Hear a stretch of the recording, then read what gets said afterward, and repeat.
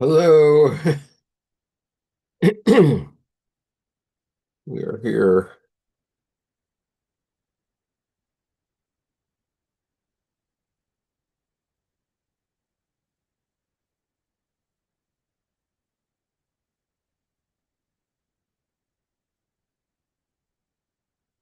Hello, Gertrude. Nice to see you here. Don't worry, I'm not expecting you to say anything, but I just want to acknowledge your presence. Um,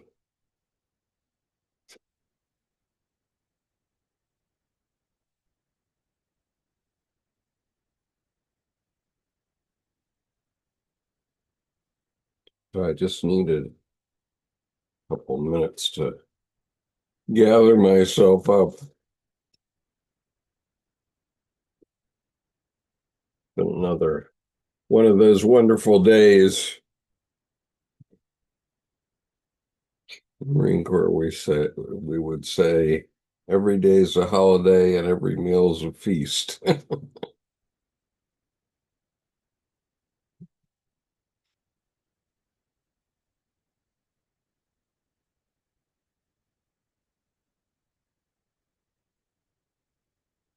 Hello, Mary. Good to see you here. And you, how are you? Ah, a little bit weary. Are Um, you? Oh, yeah, it's what's just the one matter? thing after another at my school. But Oh, is it it's, exhausting you? yeah, yeah, it is. I've told my colleagues a few times, this is way harder work than we used to have in the Marine Corps. Yeah, no, I know the reputation of the Marine Corps, and yes, it is hard work when you're in training, in the basic training of the Marine Corps. That's difficult. Um, but once you get into a Marine Corps assignment, um, it's it's pretty boring usually. Uh, Maybe you're working a bit too hard, Skip. huh? Maybe you're working a bit too hard. I have to acknowledge that that may be true, but the trouble is, um, if I just say I'm going to substitute 2 days a week, let's say, then I Mm. earn $1,000 a month. But if I do this, which is full-time teaching, I get paid over $4,000 a month. So it makes a big difference. Oh, yeah,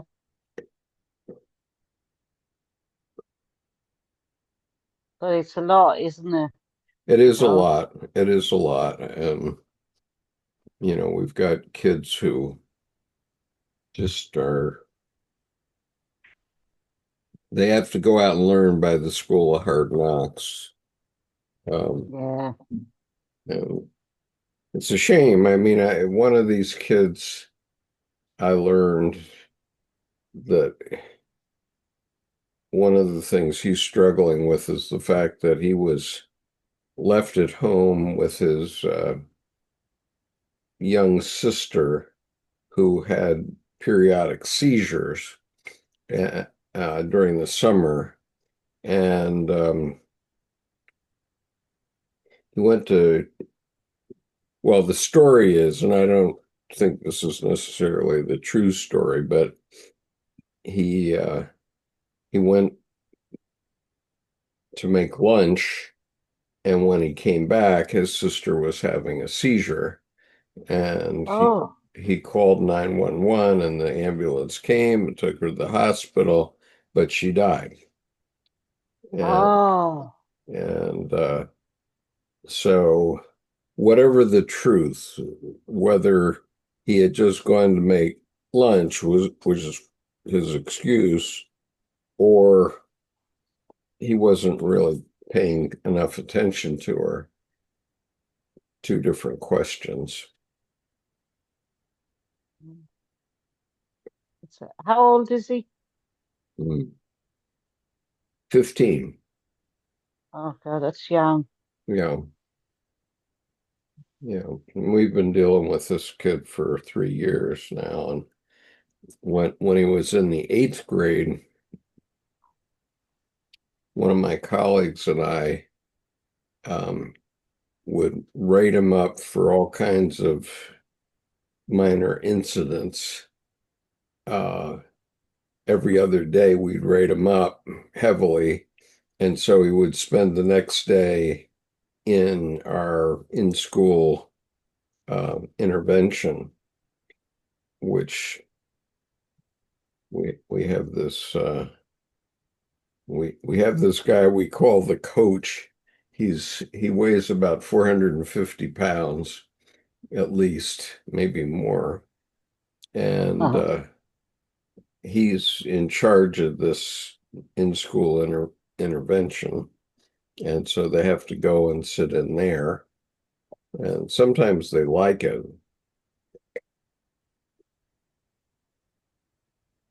but it's a windowless room, and if they get in bad enough trouble or moderately bad trouble, they end up in there. So we were sending this kid there every other day so that we could at least teach the other kids every other day.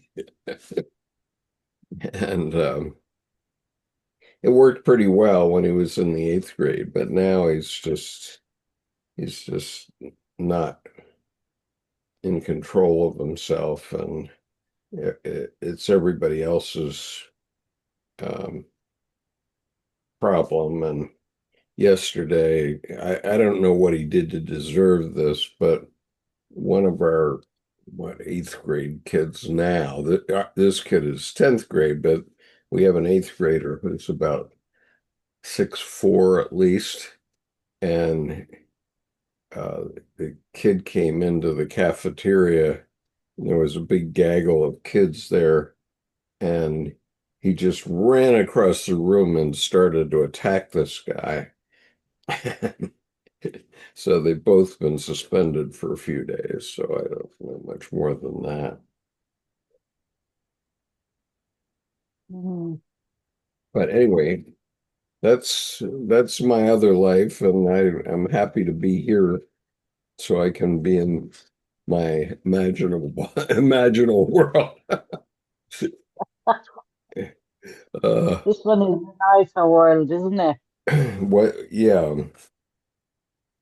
absolutely. Okay, so last week we had read the four Rabbinum, but Rabbinum, Rabbinum, yeah, but we didn't read the commentary, so I'm going to read it again, and then we'll start on the commentary.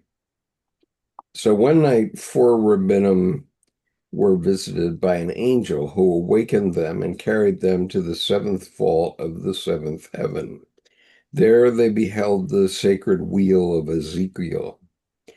Somewhere in the descent from paradise to earth, one rabbi, having seen such splendor, lost his mind and wandered frothing and foaming until the end of his days. The second rabbi was extremely cynical. Oh, I just dreamed Ezekiel's wheel. That was all. Nothing really happened. The third rabbi carried on and on about what he had seen, for he was totally obsessed. He lectured and would not stop with how it was all constructed and what it all meant. And in this way, he went astray and betrayed his faith. The fourth rabbi, who was a poet, took a paper in hand and a reed and sat near the window, writing song after song, praising the evening dove, his daughter in her cradle, and all the stars in the sky. And he lived his life better than before. Okay, so that's the story. Um, who saw what in the seventh fault of who saw what in the seventh fault of the seventh heaven? We do not know. But we do know that the contact with the world wherein the essences reside causes us to know something beyond the usual hearing of humans and fills us with a feeling of expansion and grandeur as well. When we touch the one who knows, it causes us to react and act from our deepest integral fear nature. The story sorry, the story recommends that the optimal attitude for experiencing the deep unconscious is one of neither too much fascination, sorry, too much fascination, nor too much, nor too little, one one of not too much awe, but neither too much cynicism, bravery, yes, but not recklessness. Jung cautions in his magnificent essay, The Transcendent Function, this that some persons, in their pursuit of the self, will over aestheticize the God or self experience. Some will undervalue it, and some will overvalue it, and some who are not really for it will be injured by it. But still others will find their way to what Jung called the moral obligation to live, to live out and express. Let me take these glasses off, they're more of a hindrance than a help. Okay, the moral obligation to live out and to express what one has learned in the descent or ascent to the wild self. This moral obligation he speaks of means to live what we perceive if it found in the psyche, Elysian fields, the islands of the dead, the bone deserts of La Loba, the face of the mountain, the rock of the sea, the lush underworld, any place where La, La Quesabe breathes upon us, changing us. Our work is to show that we have been breathed upon, to show it, give it out, sing it out, to live out in the topside world what we have received through our sudden knowings from story, from body, from dreams, and the journeys of all sorts. Okay. I'm going to stop there for a minute.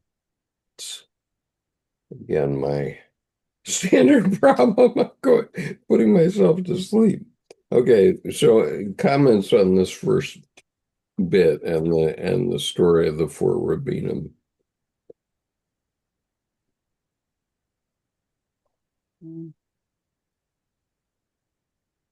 I mean, you can if you've been a churchgoer at all, you can see how the four Rabbinim um, represent certain people in the congregation. Some people believe, some don't, um, some know, and some don't. And And if, some are really over the top. Like, yeah, that's right. And you're some, right. I hadn't thought of it in church terms, but that's a really good example. yeah. So some people are just way over the top in what they talk to with you. So we have a colleague that I share a room with who's a born again Christian. He went to Liberty University some years ago, and that's In the U.S., we call it a holy roller university. We call them holy rollers because, if they get taken over by the spirit, they can roll around on the ground and all kinds of stuff that Oh, they get into. I Gosh. think this may be a uniquely American phenomenon, Yeah, except that's not something we get in UK. yeah, except to the extent that some of these people end up being missionaries, um, but do you literally, think that, sorry, do you think that the creative part, when they almost connect with the spiritual and then they become a rollover? I don't know, is that people that do a lot of clapping and in kind of trance? Is that what that kind of yeah, they get is? into a trance. I haven't seen too much of it, but one time when I was in Singapore, one of my Singaporean friends wanted to take me to church, and I said, okay. So we go to this thing, and it was actually in a big circus tent. And I mean, literally a circus tent. And there are about 5,000 people Wow. uh, in the tent that morning. And of course, people get excited unconsciously. Their unconscious gets really activated by these services, and so they want to go and have more and more. They like that experience. But some of the things they do is like they have this waving of hands. So you've seen at sports events where people have the wave going around the stadium. Well, that's a kind of hypnosis, actually. And if they can get you to wave your hands too, then you sort of get stuck in that. And of course, actual hypnosis is getting you to do a whole bunch of things.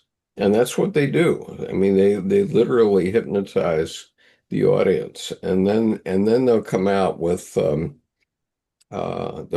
snakes and play around with snakes on the stage in the place, live snakes. And in Singapore, you can get some humdingers, you can get cobras, and so on. And Oh, God. yeah, and let's see, what else did they do? Oh, speaking in tongues. Okay, so um, well, you know about the Tower of Babel, right? And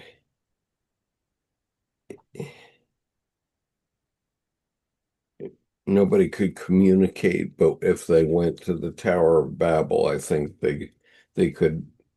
It was like being a part of an automatic translator type thing, and it was envisioned probably 3,000 years ago because it was Lot and his wife were involved in some of that stuff. Um, at least that's what I remember, to the extent that I know anything about the Bible anymore. But um, they're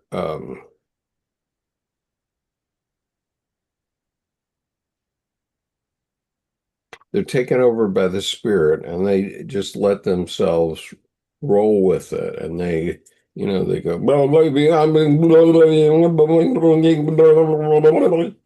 and they're literally babbling.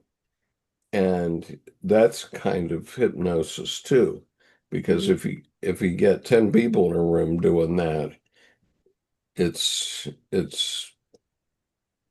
really awesome. And one time I was at a some sort of concert or event in a small theater, and the guy said, "Everybody take out a quarter." And in those days, we all used to carry quarters, which is a small um, coin worth a quarter of a dollar, and and he wanted everybody to pull out a quarter, and then he said, "Well, just start tapping it on the table." And what happens, it's really frightening because what happens is um, at the beginning, all the quarters are tapping at different times, of course. But in less than 30 seconds, everybody in the quarter in the place is tapping their quarters in unison. And it sounds like the Nazi army marching. It really is frightening. You go, whoa, where did that come from? But that's obviously what happened in Nazi Germany. Um, they get people in these um, trances, and then they'll more or less do anything you want. Yeah. Yeah. Yeah. Wow. And some people are really susceptible to these altered states of consciousness. Some people go straight into them. I realized that I could have been one. This time, I'm so thankful that you are taking it from the beginning again, Skip, because Hmm. I didn't get it the last time. This, and I have a lot of relatives who is in this kind of religious fanatistic. Yeah, and these religions have been around since Jung's time. Yeah. And there was, I think, Swedenborg, isn't that? Yes, Swedish Swedenborg. Yes, but he was intellectual in the same way. He was very active on a lot of levels in society. So he wasn't lost. He wasn't lost. Right. Um, but but there were a lot of people coming through in Jung's time that were in various organizations like that. Yeah. And in a sense, the opposite of that is Alcoholics Anonymous and the 7-step or the 12-step programs, because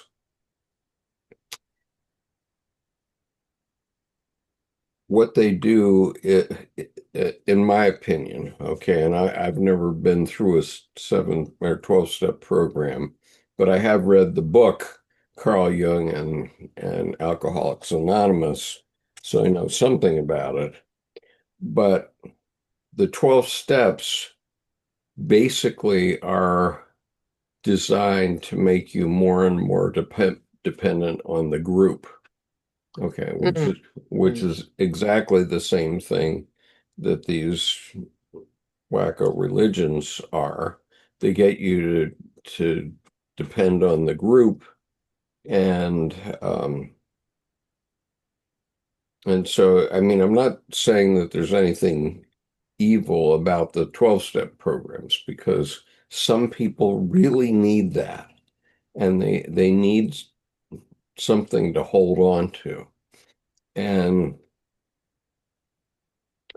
Jung also talked about the Masons and groups like that. Hold on a second. Let me see if I can see my memories, dreams, reflections a moment. I'm going to go see if I can find it. Hold on a second.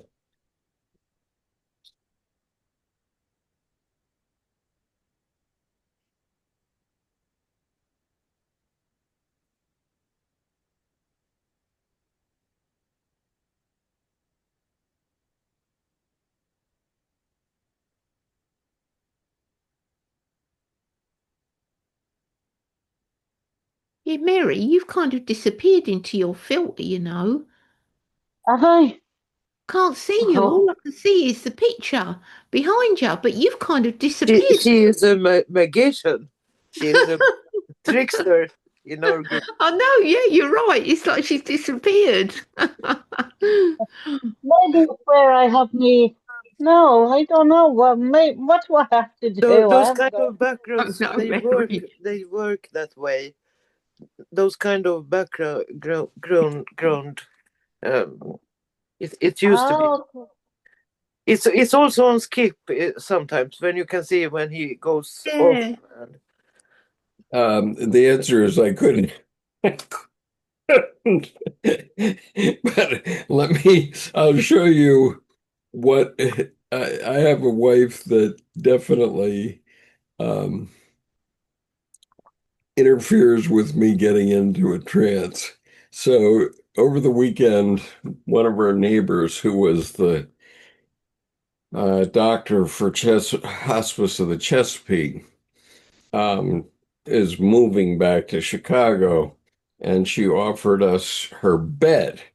And so we accepted this bed, and I just have to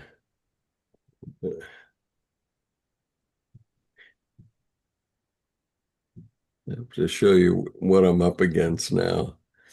Um, okay, so here I am, and there's the bed, and it's leaned up against my bookshelf. Oh, And I would show you last year's painting that Tim did, which is behind that bed, but I can't. Oh God. So now Debbie paid, I don't know, close to $600 to get the bed, which was upstairs in this building, moved to our apartment, and our bed, which is this one, moved down here so it's out of the way. And holy smokes, what we go through, and we don't have any place to put this bed. I Uh, need one. I need one. I wish I could give it to you, Send it to me. but anyway, so I have to keep my cloaking on so that I am moving to an apartment and I need a bed uh, over winter.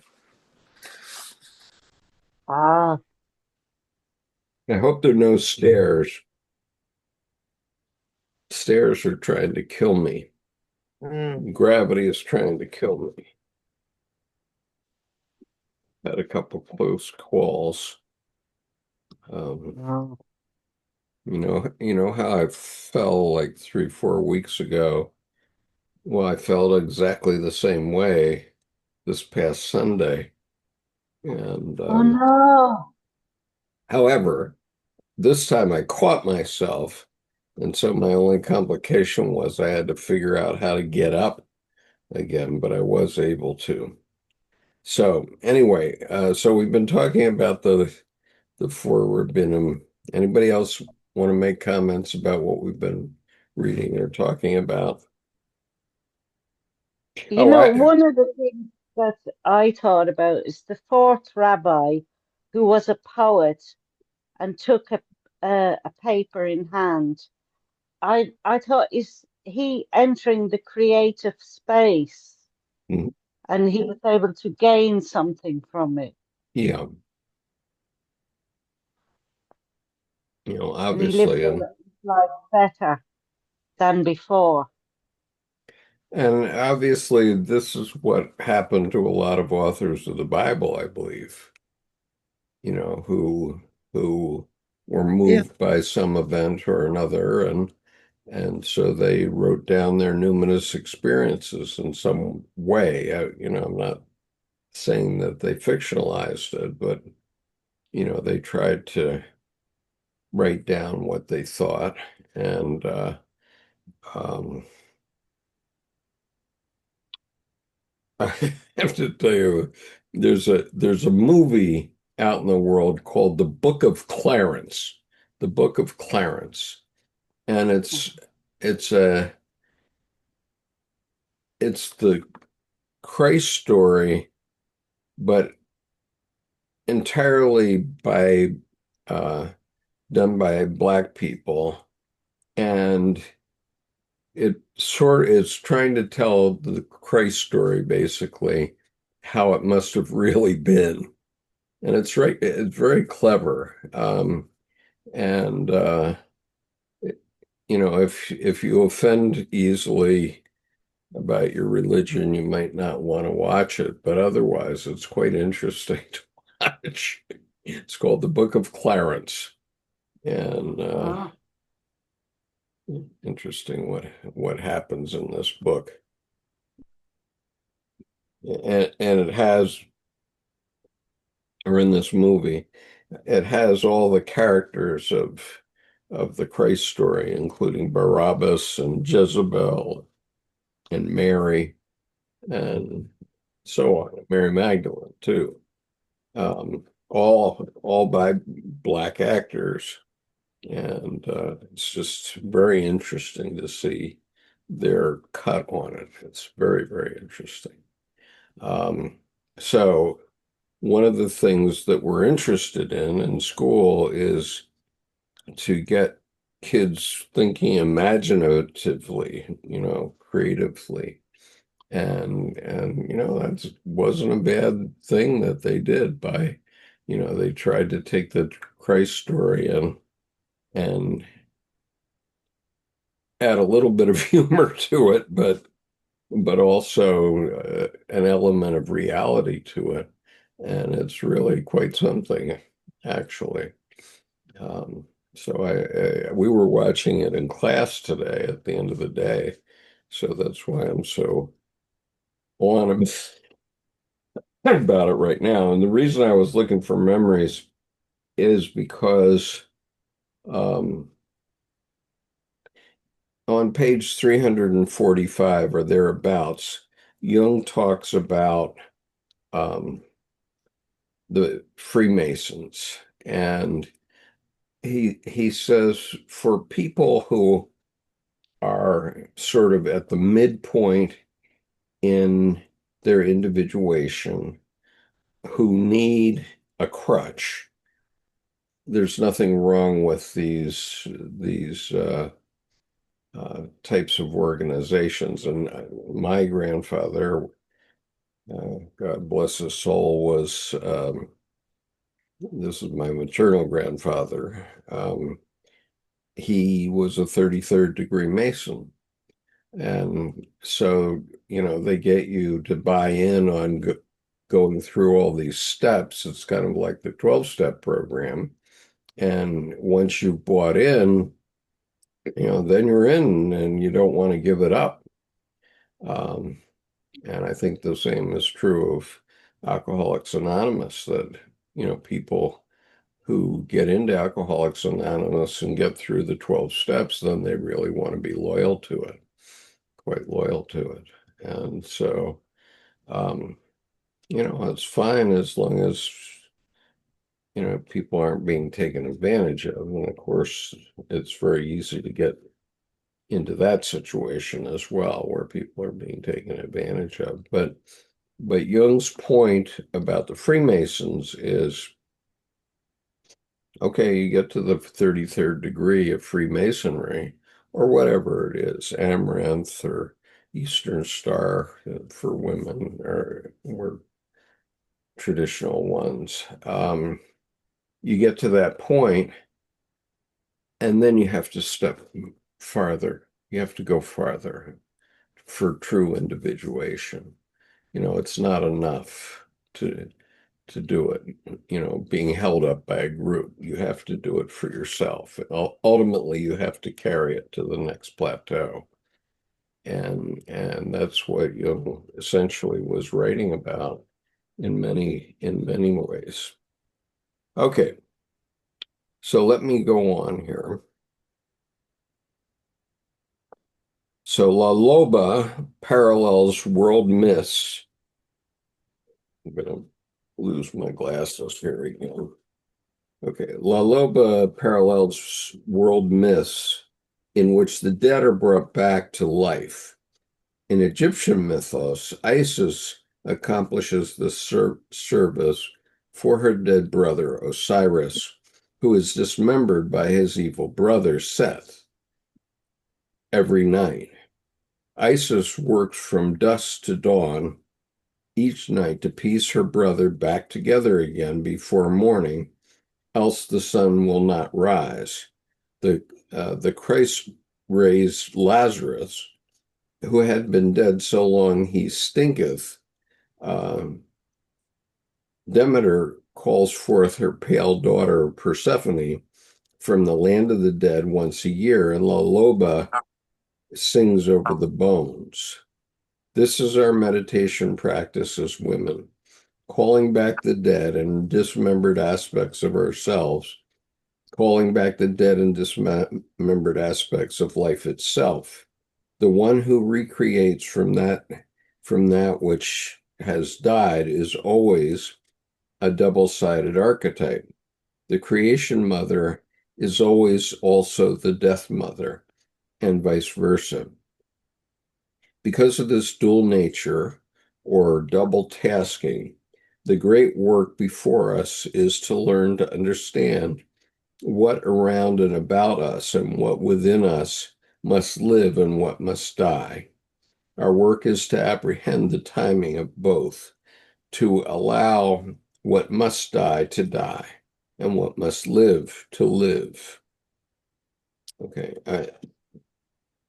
just ring any bells? It certainly does for me. I just want to mention one short story, but anybody comments? Well, I recall when I was returning from Kodiak, Alaska, we came back from Kodiak on New Year's Eve, and we arrived in Vancouver, British Columbia, literally on New Year's Eve. We were in Vancouver, and we'd gone to Vancouver Island for reasons I do not know why we would have gone out there. But I do remember that's where we were on that particular New Year's Eve. It was the first time I was allowed to stay up till midnight. And then we went on to Paw Paw, Michigan, which my father was stationed in Kalamazoo. So we went there and we got ourselves settled in. And immediately, right at that moment when we were just arriving in Paw Paw, in our first of 3 new homes that we went to. They weren't new homes, I mean, new places we were living, let's say. My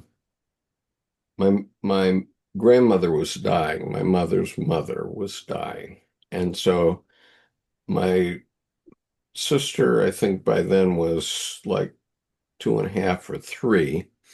And so the deal was that my mother would get on a train and go from Kalamazoo to Philadelphia to be with her mother before her death, and she would take my little sister, who was still quite needy, with her, and the 2 boys and my father would stay behind, which is what happened.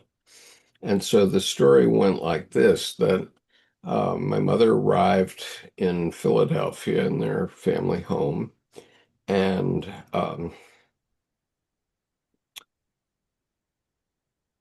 everybody got to say their goodbyes to my grandmother, everybody that was present. And but my grandmother was holding on, and my mother said that she went upstairs and told my grandmother that she could die now. Okay, and that's what she told me about it. And she died shortly after, and she told some of the gruesome details about the funeral home coming to pick up my grandmother's body. I won't bother you with that, but the functional part of the story for this is that my mother told my grandmother that she could die. And at age 8, I could not understand how she could do that. How could you do that, Mom? Or how could you do that, Mommy, to tell Grandma that she could die? It didn't compute to me. And yet, when it came to my own parents, I was the one that had to acknowledge to the doctors that it was time. And so officially, we don't have euthanasia in the United States, but actually we do, because they just tell you that uh, they can, your loved one can either be in pain, excruciating pain, or we can give them um, whatever the drug is that relieves the pain but causes death. I mean, it makes death accelerated. And in both cases, my parents died within a couple of hours of that.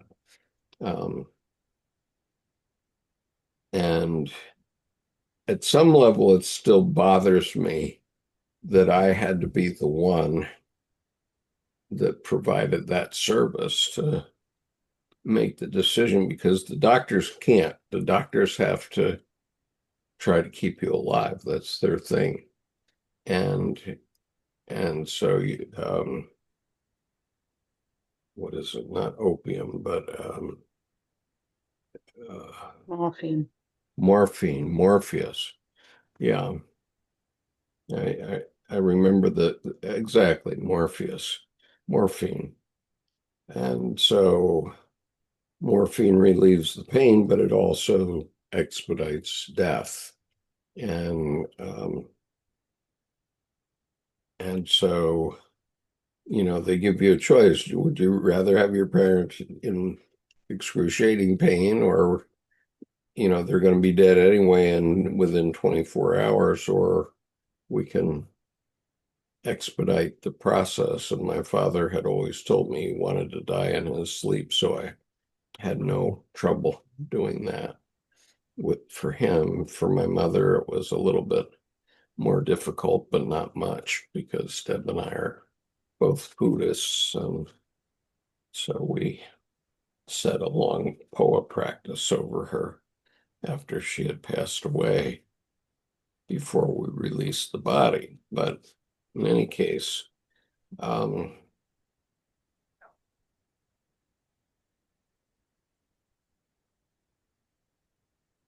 I don't know why I told you that. Very difficult, Skip. I've had to do that as Yeah. well. It's really difficult. It's very, very, and it stays with you. Oh, But yeah. you know, it's an honor, really, and it shows real love and care to look after somebody, at the end of their life. And morphine really is nature's gift, Mhm. so that people can have that a painless release. Yeah. I remember there's a scene in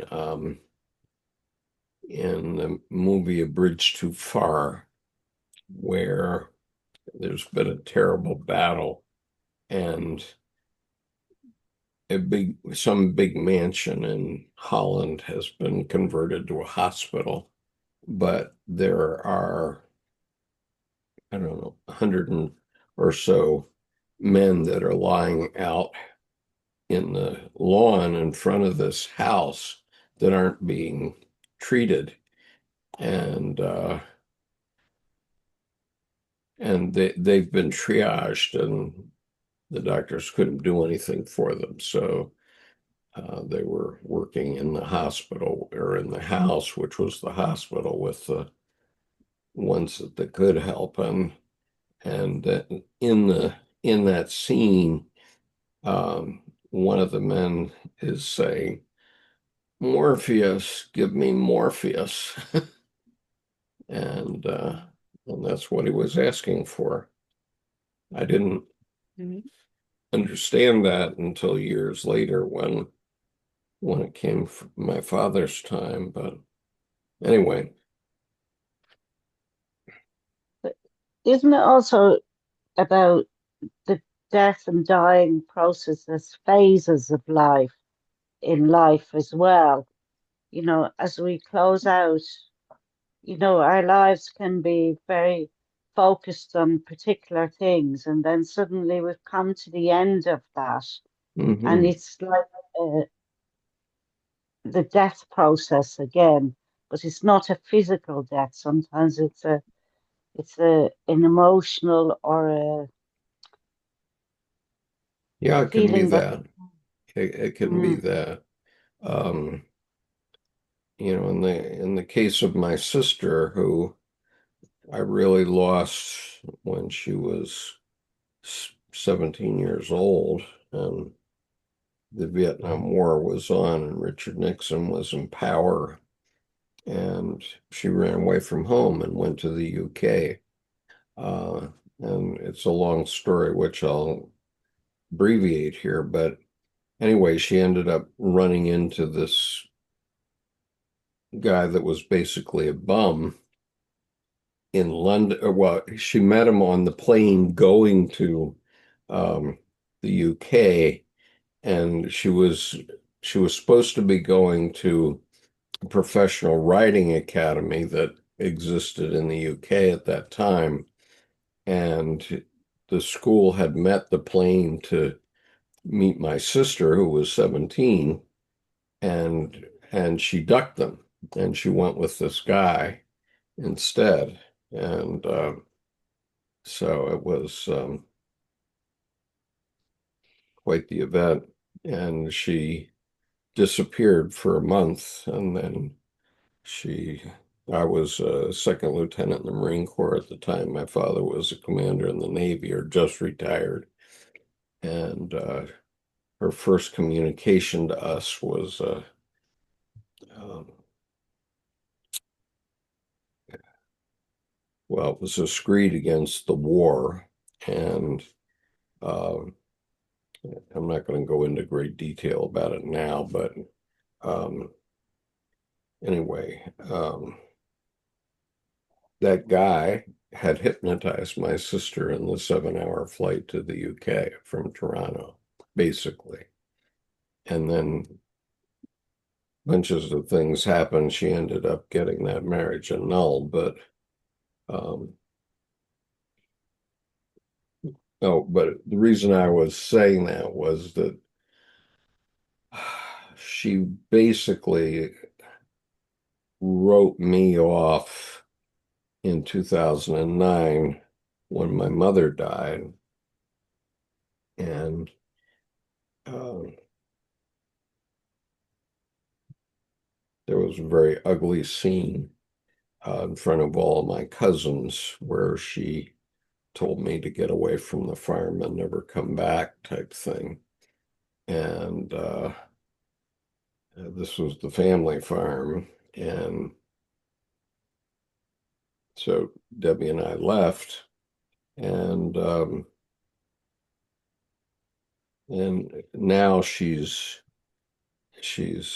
non-compass menace basically, and this past few days she's been in the hospital, and but I can't get myself worked up about it. I guess she's been discharged from this hospital because somehow I happen to be her medical proxy, but I don't know how that's going to play out. It's not as easy as with my mother and father.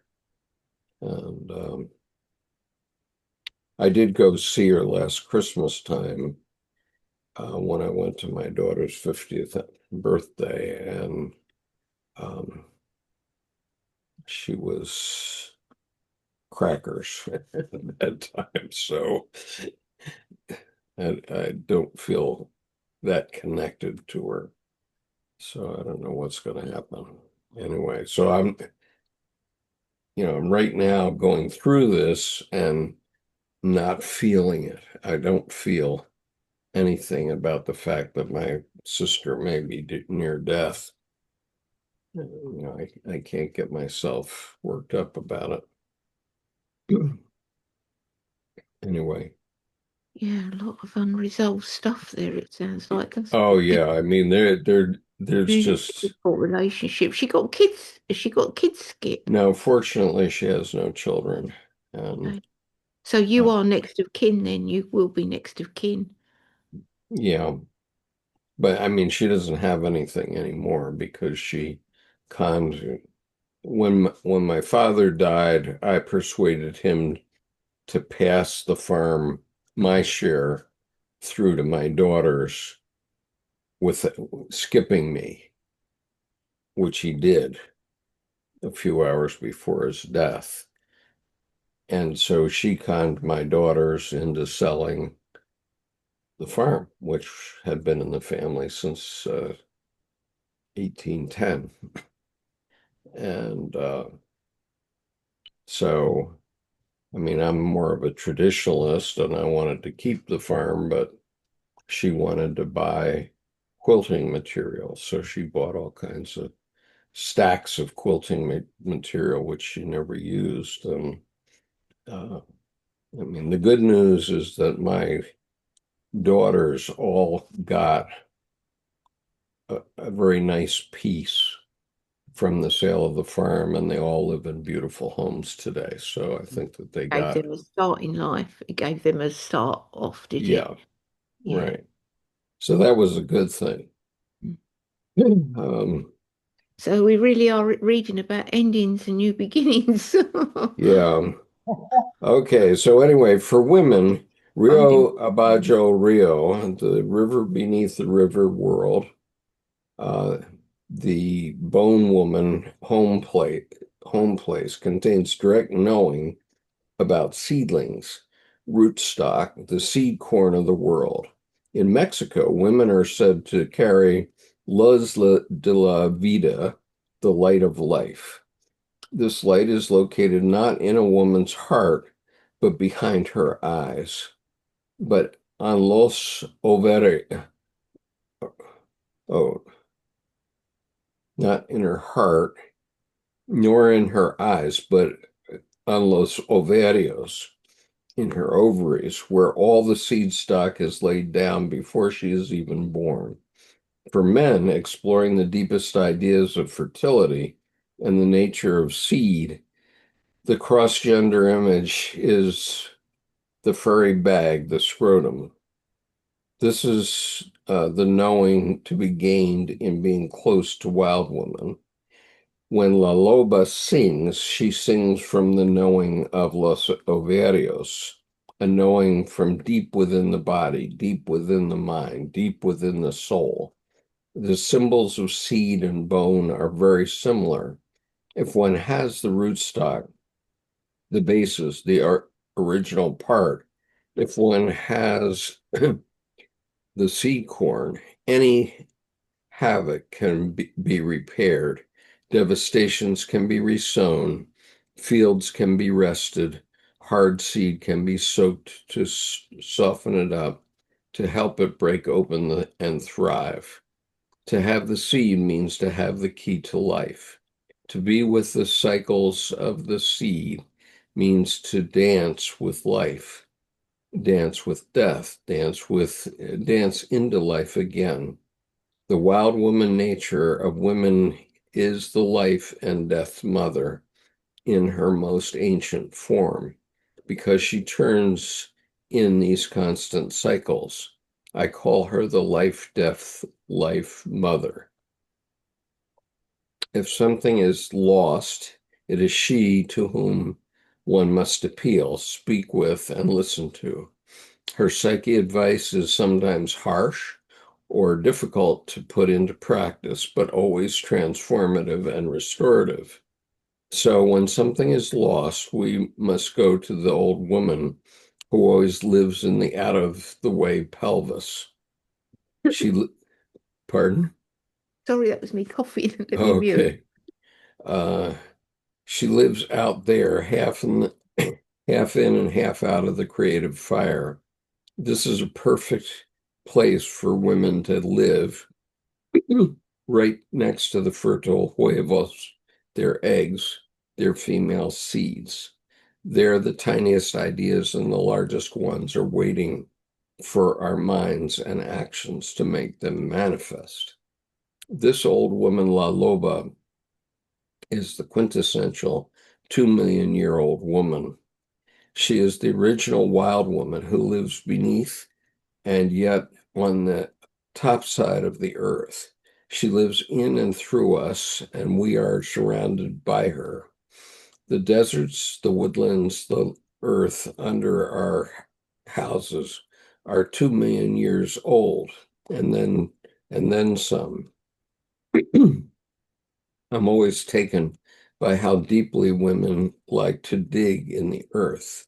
They plant bulbs for the spring. They poke blackened fingers into mucky soil, transplanting sharp-smelling tomato plants.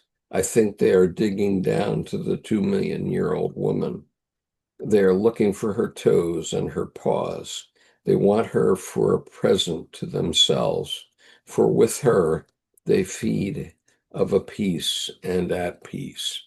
Without her, they feel restless. Many women I've worked with over the years began their first session with some variations of, quote, well, I don't feel bad, but I don't feel good either, unquote. I think that condition is not a great mystery. We know it comes from not enough muck. The cure? La Loba. Find the 2 million-year-old woman. She is the caretaker of the dead and the dying of woman things. She is the road between the living and the dead. She sings the creation hymns over the bones. The old woman, wild woman, is Las Voz Mitologica. She is the mythical voice that knows the past and our ancient history and keeps it recorded for us in stories. Sometimes we dream her as the disembodied but beautiful voice. As the hag maiden, she shows us what it means to be not withered, but wizened. Babies are born wizened with instinct. They know in their bones what is right and what to do about it.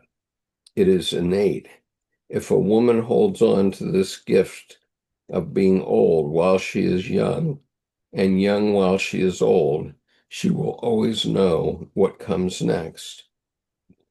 If she has lost it, she can yet reclaim it without purposeful psychic work. In the La Loba story, the old woman in the desert is a collector of bones. In archetypal symbology, bones represent the indestructible force. They do not lend themselves to easy reductions. They are by their structure hard to burn, nearly impossible to pulverize. In myth and story, they represent the indestructible soul spirit. They know this soul spirit can be injured. Just a moment. Okay. They know that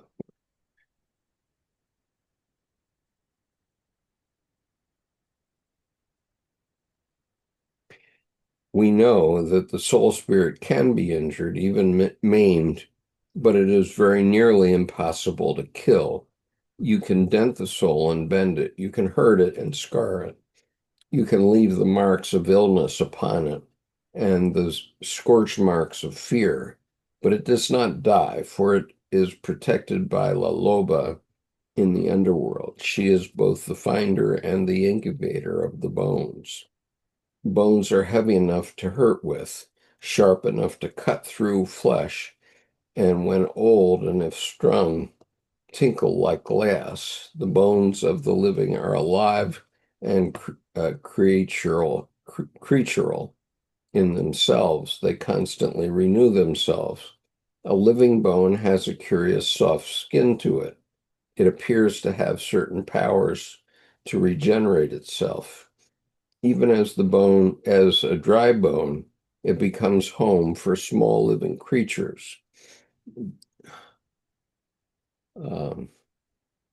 The wolf bones in this story represent the indestructible aspect of the wild self, the instinctual nature, the creatora dedicated to freedom and the unspoiled. That which will never accept the rigors and requirements of a dead or overly civilizing culture. The metaphors in this story typify the entire process for bringing a woman to her full instinctual, wildish senses. Within us is the old one who collects bones. Within us are the soul bones of wild woman. Within us is the potential to be fleshed out again as the creature we once were. Within us are the bones to change ourselves and our world. Within us is the breath and our truths and our longings. Together they are the song, the creation hymns we have been yearning to sing. This does not mean we should walk about with our hair hanging in our eyes or with black ringed claws for fingernails. Yes, we remain human, but that also within the human woman is the animal instinctual self. This is not some romantic cartoon character. It has real teeth, a true snarl, huge generosity, unequaled hearing, sharp claws, generous and furry breasts. Okay, 2 pages left. The wolf woman's self must have freedom to move, to speak, to be angry, and to create. This self is durable, resilient, and possesses high intuition. It is a self which is knowledgeable in the spiritual dealings of death and birth. Today, the La Loba inside you is collecting bones. What is she remaking? She is the soul. It's the soul self, the builder of the soul home. Ella lo hache mano. She makes and remakes the soul by hand. What is she making you for? Even in the best of worlds, the soul needs refurbishing from time to time, just like the adobes here in the Southwest. A little peels, a little falls down, a little washes away. There is always an old round woman with bedroom slipper feet who is patting mud slurry on the adobe walls. She mixes straw and water and earth and pats it back on the walls, making them fine again. Without her, the house will lose its shape. Without her, it will wash down into a lump after a hard rain. La Loba is the keeper of the soul. Within her, without her, we lose our shape. Without an open supply line to her, humans are said to be soulless or damned souls.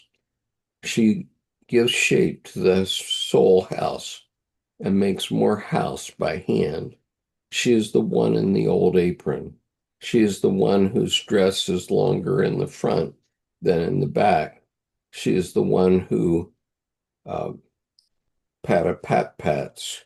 She is the soul maker, the wolf raiser, the keeper of things wild. So imaginistically, be you a black wolf, a northern gray, a southern red, or an Arctic white. You are a quintessential instinctual creatura, although some might really prefer you behave yourself and not climb all over the furniture in joy or all over people in welcome. Do it anyway. Some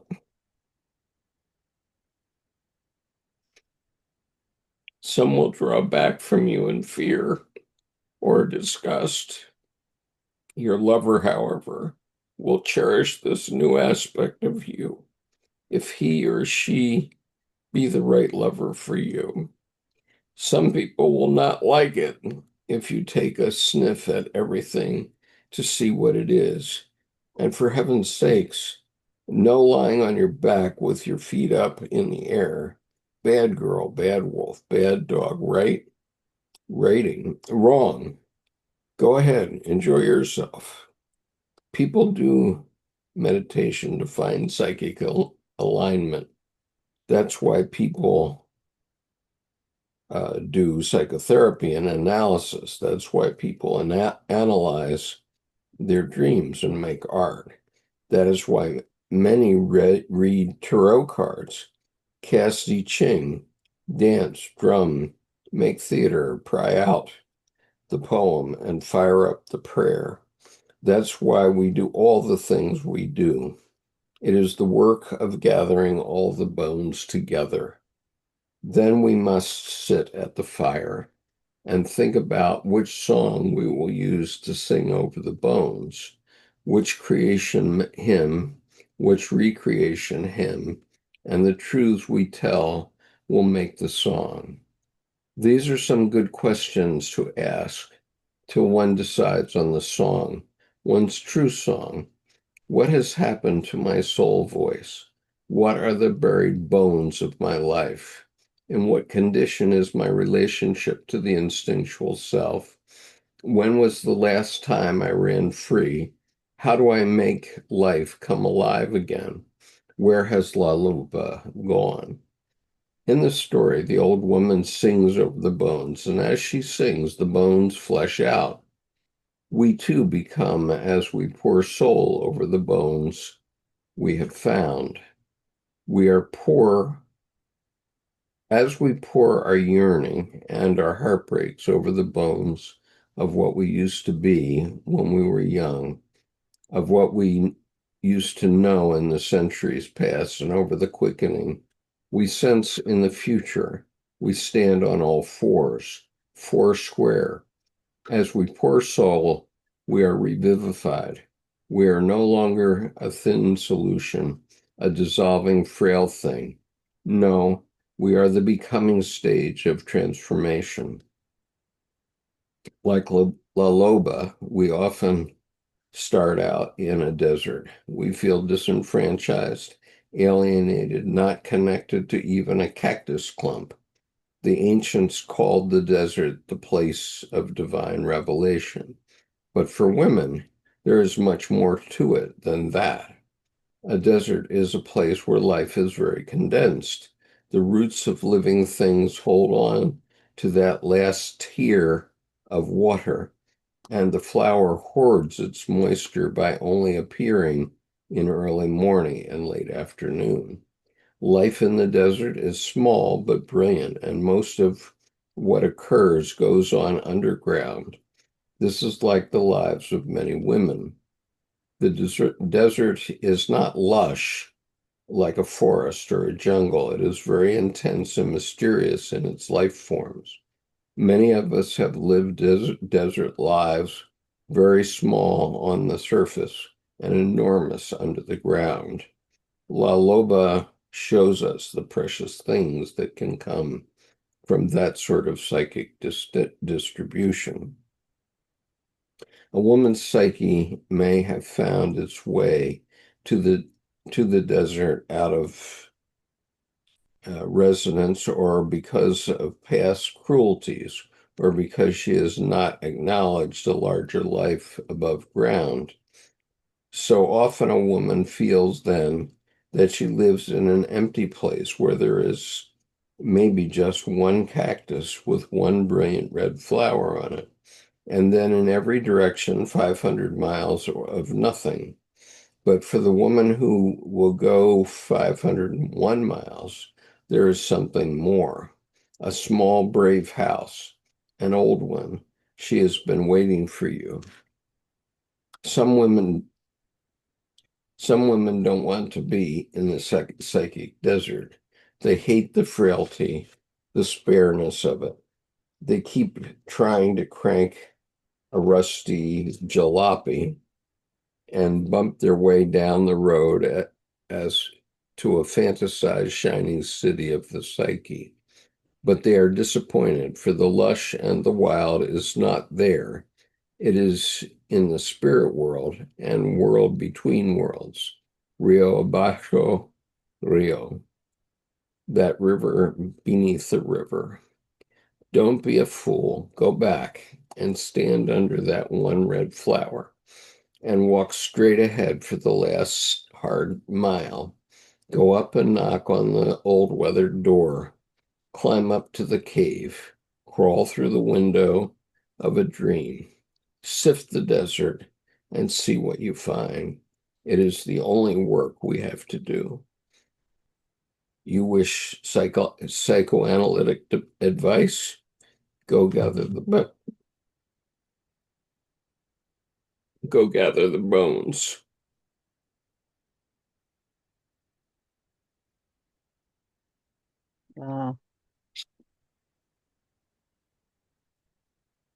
That's a very, very profound, isn't it? Surely it is. And so one of the things that Carl Jung recommended was creating your own red book. And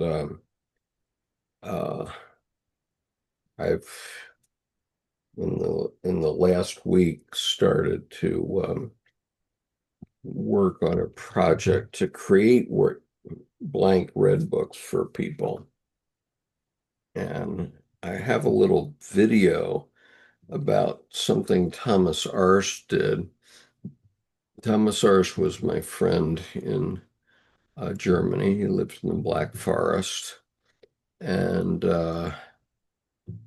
he organized a bookbinder to make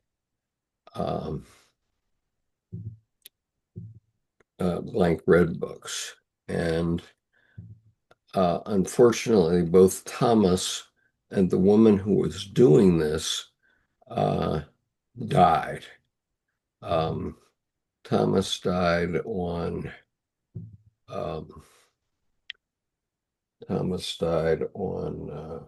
Easter Sunday of 2020, and a couple of us wanted to get red books. And so I have a little video here. I thought I would show it to you if I can get it to work on. Lovely. Pardon? That would be lovely. Okay, this is in German. The gentleman that's speaking is in German. We do not have contact with him, but I'll tell you about the steps I'm taking right now. So I'm going to just share this little video with you. I hope you can see it on your screen. It might be small.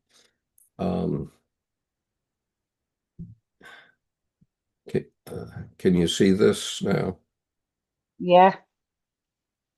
Okay. So he's speaking in German. I'll see if I can up the sound.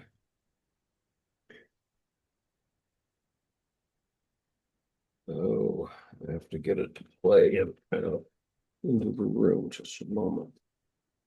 Schon vermuten, es ist ein Buch. Und dieses Buch. Okay, just a second.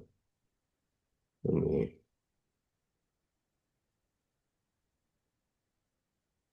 All right, so let me play it. I'll start it from the beginning now.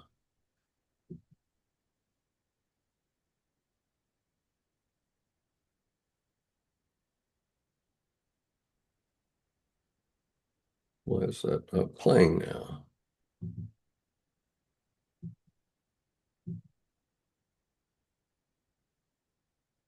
Was playing.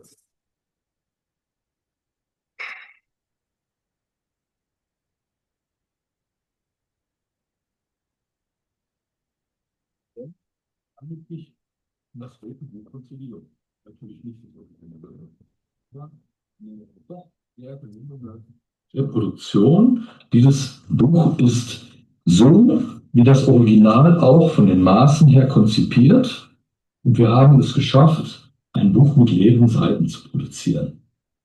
Das ist kein Zufall, sondern wir möchten gerne, dass der Leser dieses Buches, der natürlich kein Leser ist, sondern ein Schreiber, der soll in dieses Buch seine Konfrontation mit dem Unbewussten aufschreiben. Und diese Idee war geboren in dem Moment, wo ich daran dachte, dass Jung auch dazu aufgerufen hat, jeder möge sein eigenes rotes Buch schreiben. Und zu diesem Buch gehört dieser Filz, die Kassette und noch weitere 6 schwarze Notizbücher. Und das Ganze nennt sich Prinzipien Individuationis. Kannst jetzt mal wieder einpacken, sodass Sie im Grunde genommen sehen, wie hervorragend dieses Buch produziert wurde und wie hervorragend es aufbewahrt wird. Zu diesem Buch werden wir an dieser Stelle einige weitere Informationen an Sie veröffentlichen in bestimmten Abständen und ich freue mich schon darauf, wenn es weitergeht, Teil 2, das rote Buch und sein Inhalt. Vielen Dank.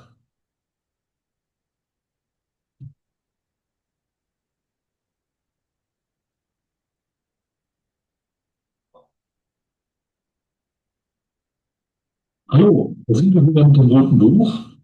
Wir möchten Ihnen gern einige Informationen zeigen, wie dieses Buch hergestellt wurde. Wir werden in Kürze noch weitere Informationen dazu liefern, besonders was das Original und die Reproduktion angeht.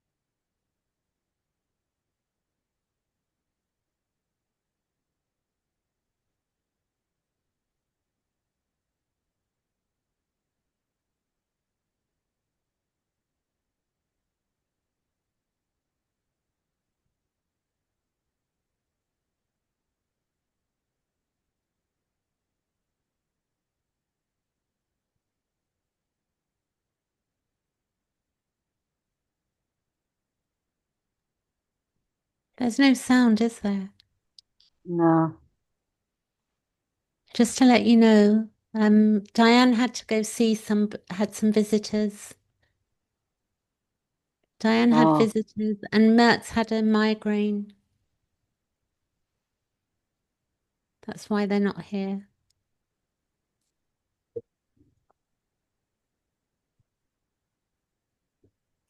I think that's the end of the video, is it? Maybe. Yeah.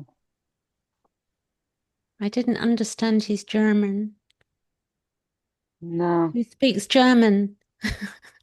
No. Diane I would have a know. friend who speaks German, but if he sent me the that little clip, I could ask her to translate it, or we could put it in a translation, from Google or Yeah. something. Are you working tomorrow, Angie? So I'm not on campus till Friday. I am working, but Friday I've got a lecture starts at 9 o'clock in the morning, which is always a worry because I have to get into London and I get worried when I've got an early lecture in case I get stuck in traffic or anything. I don't like early things either. I'm not great. I'm not a morning person. Neither am I. I'm a 2 a.m., 3 a.m. You on that? Okay, I'm sorry I had to leave you for a moment. I may not stay because I've got an appointment tomorrow that I've got to prepare for as well.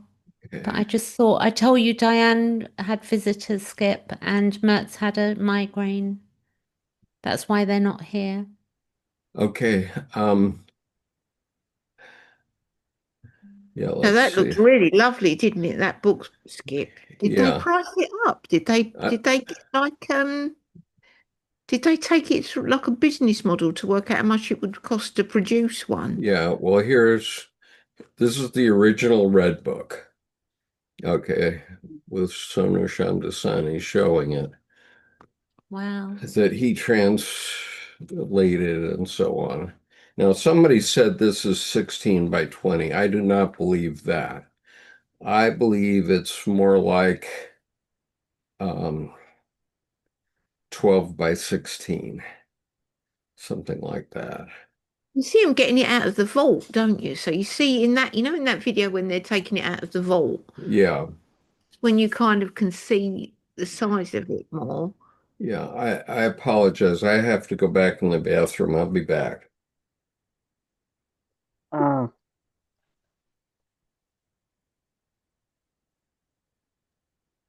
I mean, I'm guessing it would cost a lot of money to produce. I mean, on Etsy, they do sell those leather bound journals, but they've got that kind of, that like absorbent paper usually.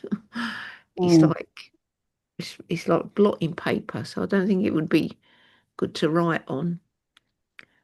But that book that he just showed, that had a lot of pages. There was about Mm. 1,000 pages in that, I think. That'd be a lot of writing, wouldn't it? I don't think I've got enough years left to fill that up. That'd be Hey, like, you know what? It's the wild woman turning up for you. oh my God, you wouldn't believe it. Really had a lot of things going on. I'll be lucky if I've got any friends left at the end of it. Hang on in there, Mary. Don't desert me. Don't know if anybody else has got that going on. I don't know.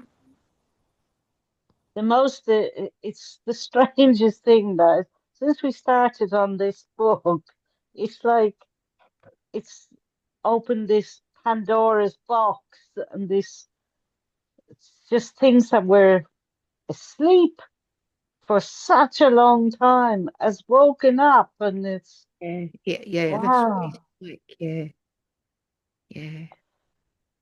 And the That last bit, transformation that's happening. Oh my that last God. bit we just read about trying to crank up an old jalopy um to I try and feel reach like some an kind old of like jalopy. fantasy dream of a life. I thought, God, that's so spot on.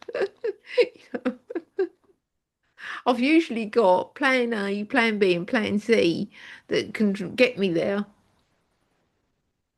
Well, I was thinking yesterday about what I'm going to start to let go of, Yeah, right? yeah. And I'm not going to continue it in on this path. That Okay. and that was really interesting because somebody sent me this video from outside the door in Ireland about survivors who are on hunger strike. Oh, yeah, yeah. And I was involved with the institutional abuse in Ireland for 25 years. Mm. And yesterday I just had this thought, I'm not going to go down that path anymore. That's finished. It's a big fight. Mary, Yeah, what sort of survivors? The female abuse or what sort of abuse? women, men, children, it was mother and baby homes, it was women in the institutions, it was Yeah, children. It was 165,000 that went through those systems. yeah, So the majority of them were sexual abuse, individual neglect, abuse by the church, by the state. You know, it was right My across pa the board. my mother carried that, and therefore she married a man that was a psychopath and a paedophile, and that led to me being abused, and it's meant that I've had no family or relationships because of that. You know, it's horrible when these Mm, abuses get passed on. And I found now with the book that I'm writing, because I'm working in child sexual abuse at the Tavistock Clinic in that mm, department. And when I finish that book, like you, I'm done with it. I'm doing my book mm. for survivors, and I'm out of it because I can't live. I'm 60 next year. I can't be doing that, going on about it for the next 20 years of my life. I need something nice for myself now. I'm Well, tired, you Mm. know. that's kind of what you did, Mary. You wrote the book. Yeah, That's yeah. it's a very similar story there. Wow. Did you write, what's your book, Mary?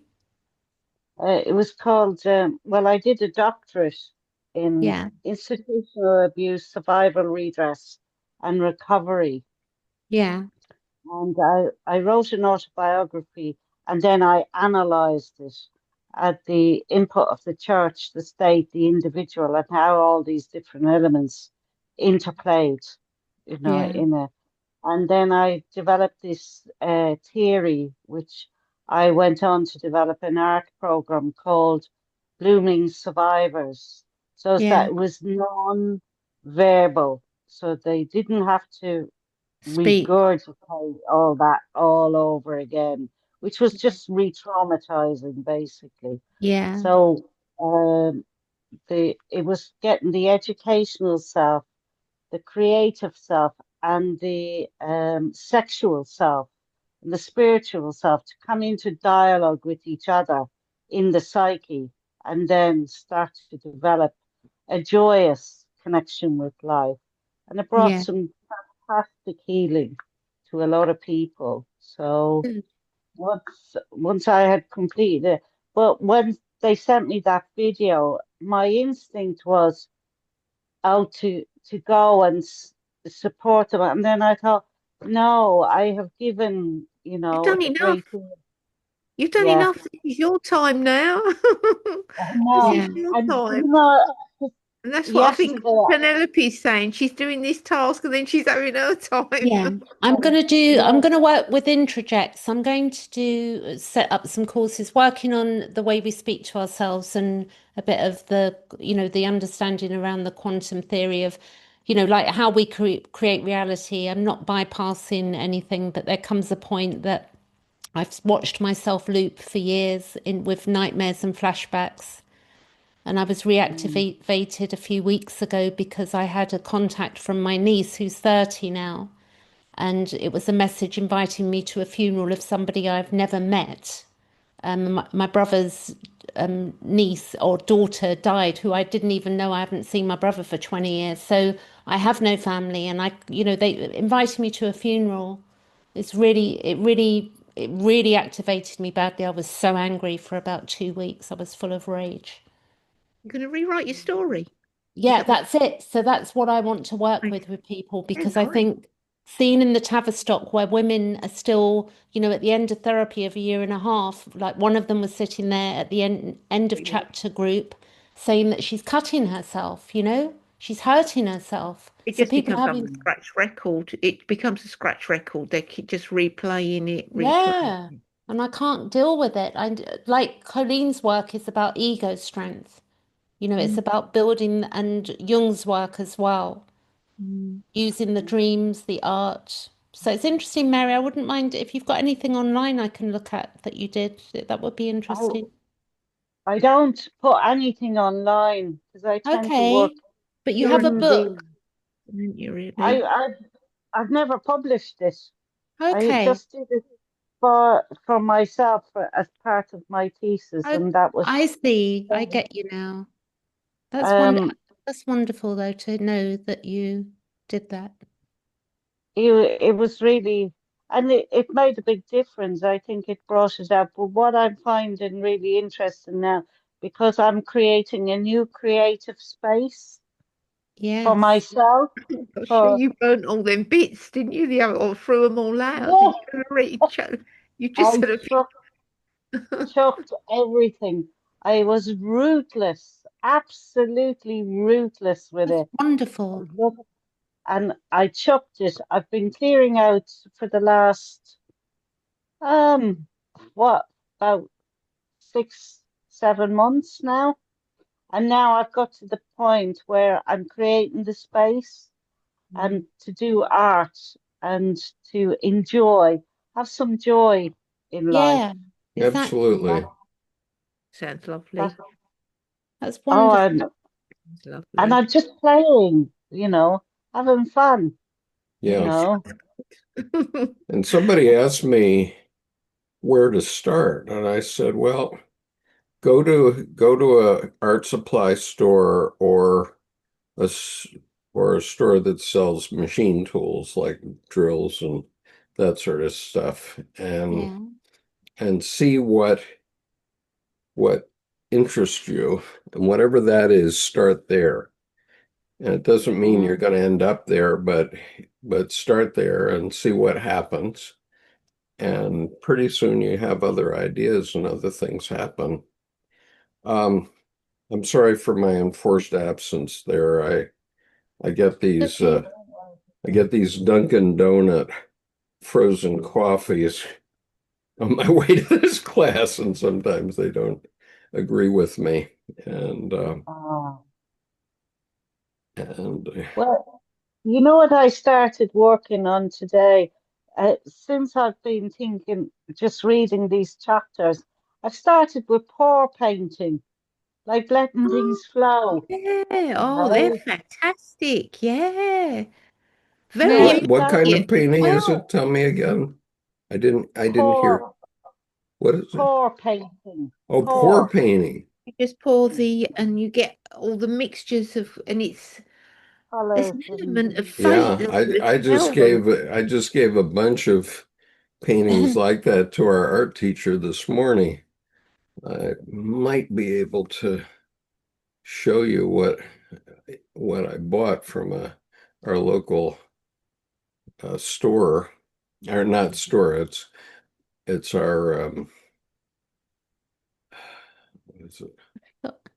It is our Tex-Mex, actually, El Salvadoran food shop, uh, restaurant, and they had some poor paintings on the wall, and let's see, I have to You figure got out. one Mary nearby. no, Yeah, that one was it's within created. it's within let's see. Oh yeah, here we are. Okay. All right, I can show you these because I just picked them up yesterday actually, and I gave them to our art teacher today.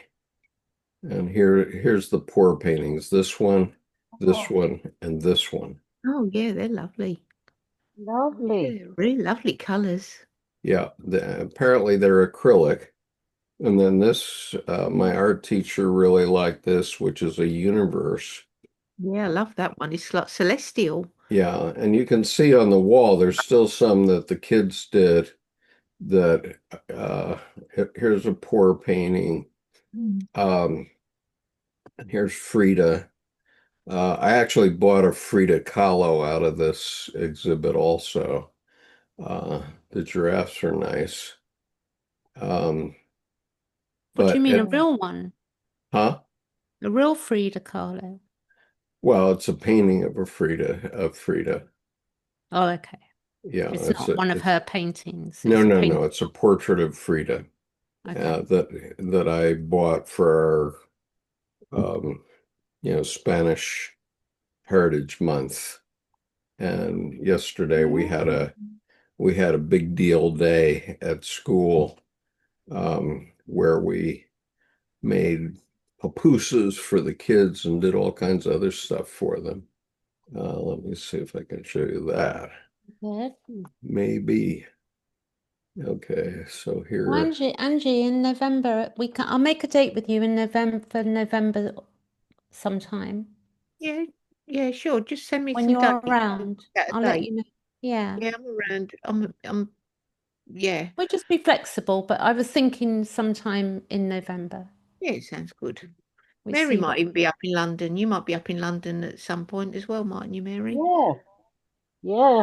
I'll come up to London Is there sometime. any nice exhibitions on? We could meet up in London and Yeah, come and see there's some a art. great one coming up at the moment.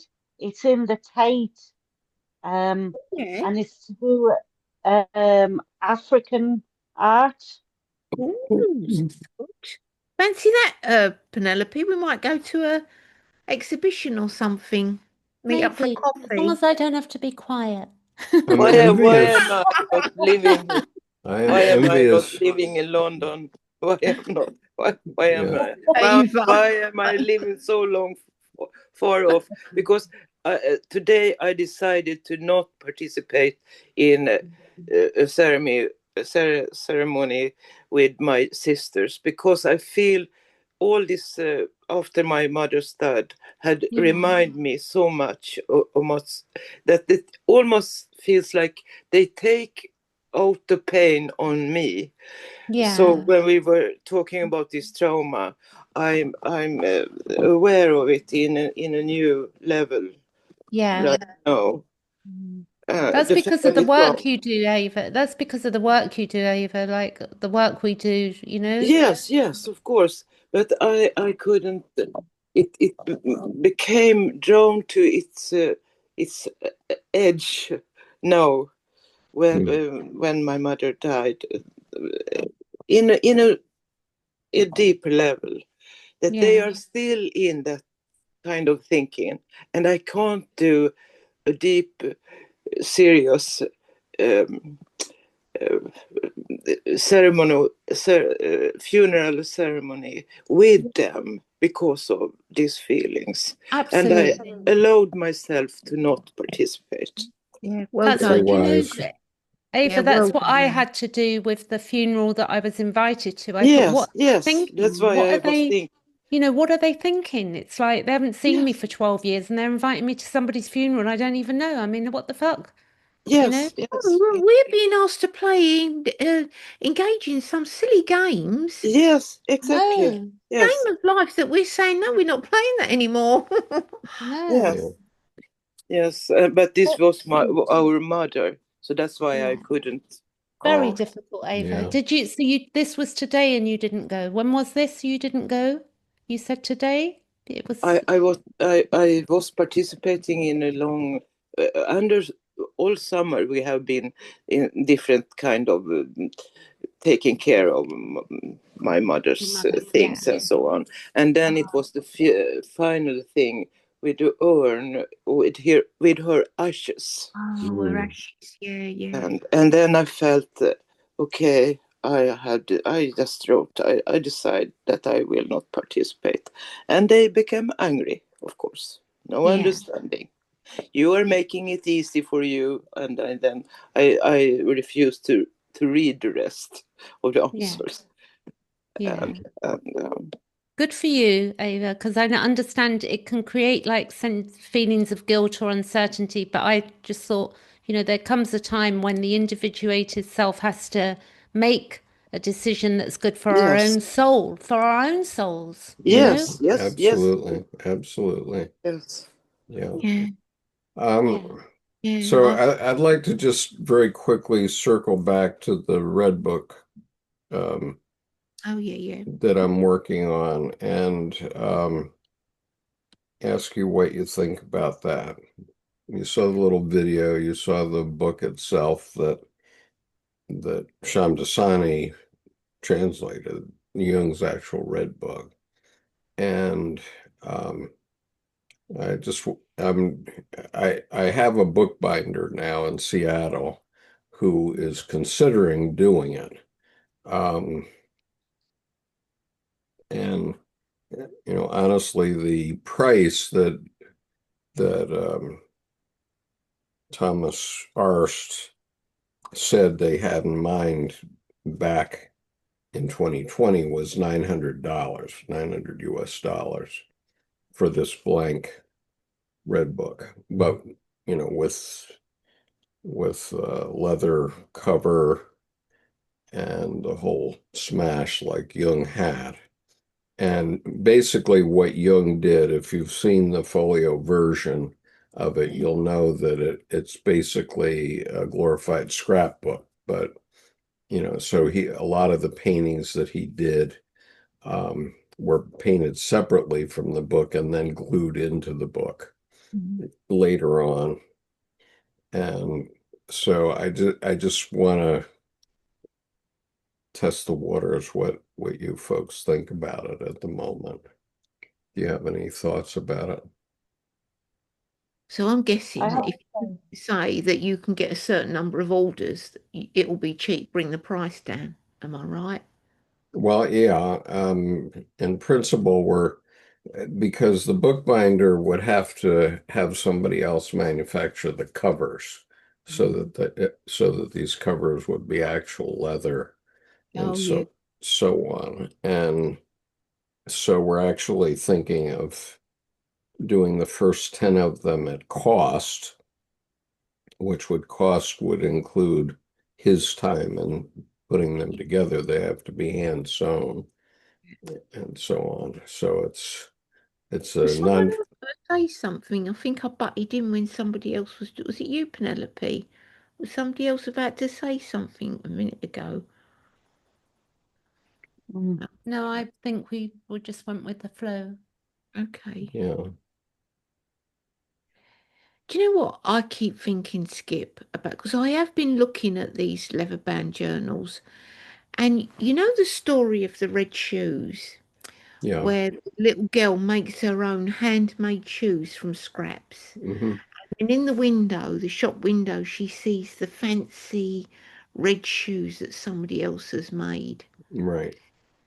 I keep thinking it's not, it's the thing that you make maybe with your own hands. I don't know. For Well, me, Jung's idea basically was that you create your own red book, which is your own scrapbook, quote yeah, unquote, of yeah, your works. yeah, Um, and he said that would be your soul. yeah, And I resonate with that personally. Okay, that's why I've carried this project as far yeah, as I have so far. Um, this isn't something that is going to happen before Christmas or anything like that. It might yeah, be yeah. this time next year if we actually get something. But um, I, I mean, you're giving us a rough idea of the price by saying $900. How long ago was that? How many years ago was that? well, I think that You can was see very, 5 years ago in Germany, which would have had a higher pricing point, I yeah, think. yeah, yeah. I don't think I think you're things, right. Yeah, I think you're right. Germany it can be very expensive. yeah, and so uh, I don't know, but I mean, I showed it to Colleen, and Mm-hmm. she said, "Well, this is too cumbersome for me, or it's too cumbersome for Yeah. women." But then she said, "But I want one." Yeah, I know. Right. Well, Eh, that's what I keep. That's what I thought when you showed. I thought, but this. I love art journaling and the idea of making something by hand. Yeah, But it's beautiful. It's beautiful. That leather band. The thought of having a yeah, leather band journal and use, one journal that you'll put everything into. It's just yeah. And difficult. so I'm not No, going to be able to put everything into it because no, I have too much.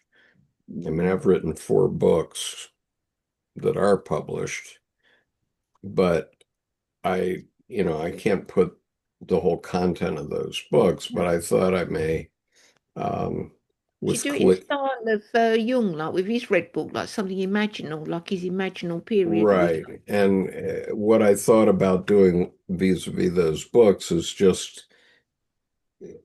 in calligraphy putting certain chapters in, like okay, the yeah, first chapters of my novel, yeah, um, which don't have anything untoward in them.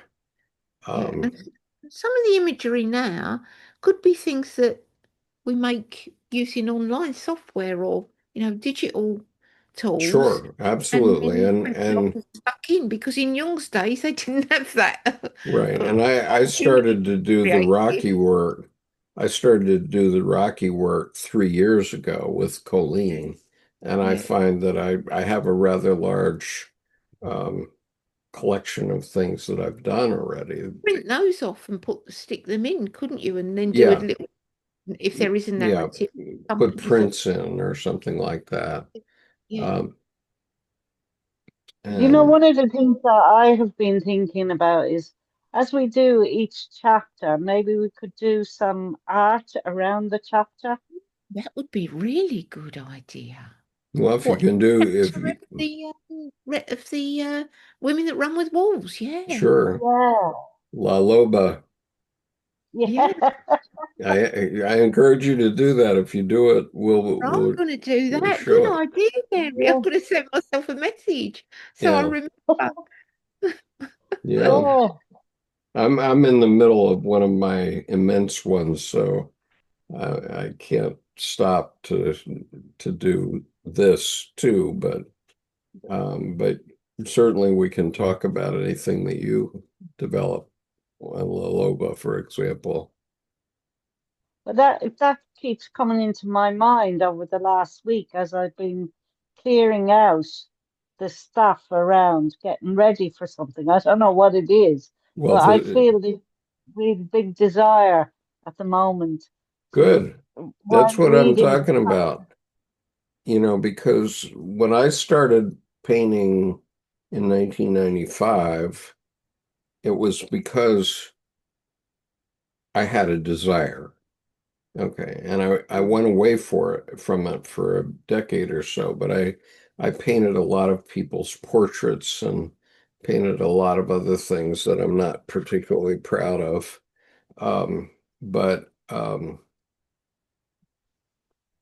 But then in 2019, when Lana came here, I painted her portrait, and um, and that got me thinking about it again. And then my interaction with Colleen and Tim got me into it more and realizing that it was part of my Jungian work. So that's why I've gotten into it heavily since then. Uh, You know what? You know when you was talking about the dime earlier and people being hypnotized and all starting out with a different Mm. rhythm, but yeah, then those dimes all ending up the same. yeah. I've got a feeling, I could be wrong, but I've got a feeling that some of the people in our discussion group, a lot of us have got parallel stories or events going on in our life that are running along Mhm. together. Yeah. Because I was listening to Ava talking earlier about moving over the winter.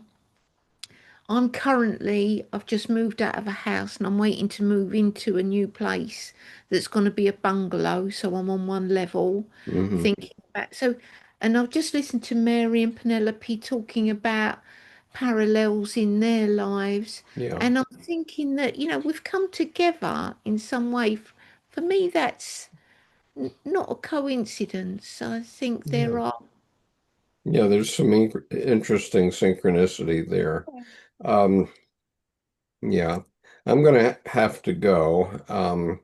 But anyway, give some thought if you have further thoughts about my project. We're in the exploratory stage at the moment.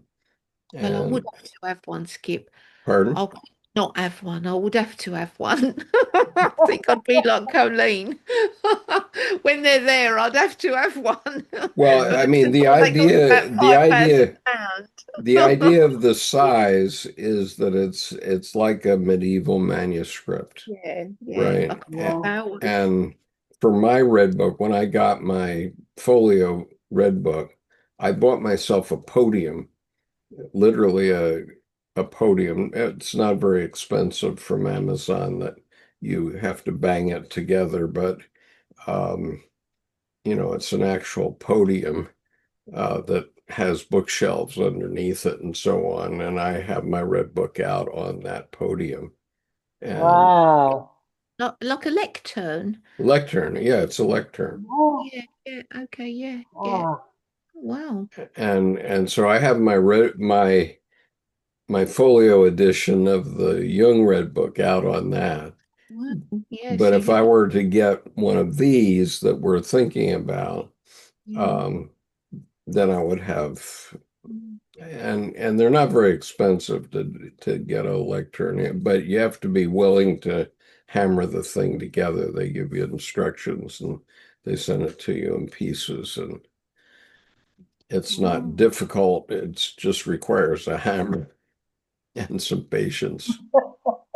Uh, Yeah. it doesn't Oh, require a carpenter. It only requires your willingness to pound something together. It took me about a day to put mine together, but it's on wheels, and it's a fancy thing. So, and it was only like $200 or something like that, not expensive. Um, Pippi, the little video that you showed us there in German, right, of the yeah, Red Book. right. Could you send me a copy of that and then I can get my friend to translate it? I'd love to hear what he was saying. Yeah, okay. Well, he was basically saying, we're going to make this red book, and it's going to be in a case. He was showing the Okay, case, and then he was showing, you saw the part about the lady actually working on it, right? yeah, Yeah. So that you know yeah, I can okay, send it. cool. It probably won't be till the weekend though. Don't worry, there's no rush, Skip. Yeah. Maybe you can take a picture of your podium Yeah, Yeah. and show us. Yeah. Let me see. I may have one, but I don't know. See, I think the astrology as well, actually, Angie, the astrology, Pluto's gone direct. So I I think that know. we are definitely leaving things behind. Oh my gosh, yes. Yeah, The whole house I out. have a picture of me with my new red book from this is me with my red book Oh, yeah. from Oh, Graystorm, and you see Okay. it's got my name here in gold, and it's quite thick. Mm. Let me just see if there's. how big is this, Skip? Well, this is I don't know. It's B5 is the size. Okay. But fool's cap. Okay, but this is what the cover is like. So it's a very heavy cloth cover, and then he uses paper here. And of course, I want him to move on to leather itself. So, um, but anyway, let's see if Lovely. I want to see if I can very quickly find a picture of my podium itself. I may not be able to, but I will show you if I haven't done in terms of my thoughts about Gaza right now. I want to show you this photograph that Lana sent me, and her baby is due any Oh my any gosh. minute. I mean, it literally between now and the end of the month is when this baby is due. Wow. But Wow. she's fortunately in Qatar right now, so she's been out of harm's way, and she got her family out of harm's way too, which was a good thing. Uh, I just saw that Hamas are executing Gazans now. oh yeah, Oh no. It's like yeah. it's never ending. It's not going to end. It's not ending. No, Uh, it's never ending. yeah, Netanyahu has assured that it's going to continue for another couple of generations. Isn't it to be that evil, like you have to be, I mean, you gotta, like, what sort of soul is that? I don't know. What sort of soul do you have? Like, Yeah. I Well, struggle like killing spiders, War. me. War. I mean, just the thought of war. What a crazy thing to normalize. Yeah. yeah. It's like something that we can talk about as if it's a Well, I mean, this is normal thing purely, to go to war. yeah, this Yeah. is purely genocide, no doubt. Let's see if you can see my Mm. podium in this picture. Well, You made the same kind that Jung had, a podium like that yeah, one. that's Yeah. right. Yeah. All right. So here's a picture from last Christmas when we had the Tibetan Buddhist nuns with us, Wow. but here's the podium behind this lady's head. Oh, yeah, yeah. Okay, Oh, so yeah. there's my red book right there. And I can't see it. Yeah. it's redwood in color. It's got two shelves in it, and it doesn't. We don't have a It's very big apartment, so it Looks doesn't. like what the Vice Chancellor stands behind at the graduation each year. Yeah, yeah. It's what you would stand behind at a graduation, or maybe at an event. Uh, my screen's got stuck, so I can't see it. okay, well, It'll be lovely for I'm a just book, taking. though, because you could leave it open, I presume. It's big enough to have a big book open, is it? Yes, yes, yes, of Mm. course. Um, so I'll take a picture of it before next week so that you have a So better I'm idea. seeing the Book of Kells in my mind with all that Yeah. beautiful illumination. Yeah. And I'm guessing that's the kind of thing that you'd really like to. Yeah, I mean, Oh, you know, if it's not worth doing if I'm going to stop my search now, but it's not worth doing unless you're going to do something Yeah. ponderous and large like that.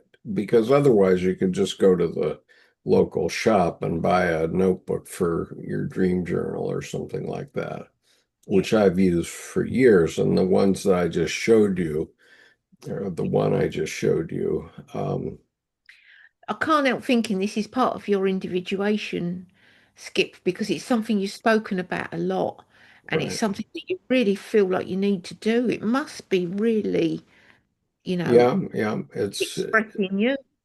yeah, because even though I have notebooks, I want to do a Yeah. big notebook like this.